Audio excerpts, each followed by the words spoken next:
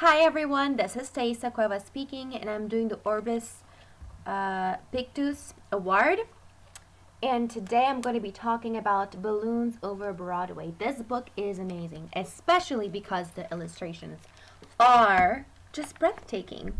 If we look at them, they're very infantile, first of all. It's like they're drawn with a pencil, but also Melissa Sweet made sure that she added some elements of cutting out and collage, and it's amazing. If you can look here, there's different letters, a lot of colors. It's very colorful, very infantile, and it really grasps your attention. So honestly, she made an amazing job in the illustration department. This is a biography about this amazing inventor, and his name is, actually I want to show a picture of him here, Anthony Tony Frederick Sang. And the story is about him and his life. So when he was a boy, he was very good already at making puppets and making things move. This is a very famous quote he has: every movement has a meaning of its own. So he's really all about making puppets and making them move like they're real. So as a little kid, he always had that talent. Of course, later on, he went to New York. He started becoming a puppeteer on Broadway shows. So he got fame and people started talking about him. Finally, this big store Macy's in New York, they called him and they wanted him to do a very nice display, and he did. He did an amazing job, and they wanted him to keep working for them. Of course, eventually they had a Thanksgiving parade because they noticed that the workers were immigrants, and he felt bad for the immigrants because they couldn't spend their holidays with their family.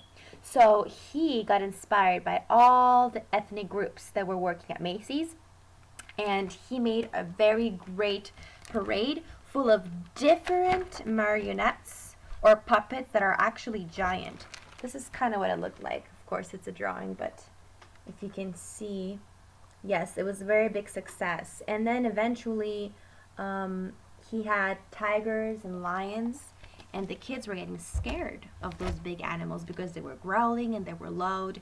So then after that, he had to come up with another idea to replace those animals. So he started making giant balloon rubber marionettes or puppets, and it was an amazing success for the next year.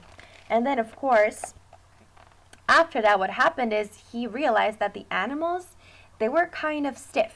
They were not real puppets, and they didn't have much movement. So he made up an even better type of rubber, and he asked for the balloons to be put with helium, so to have helium in them so he can control them from the bottom.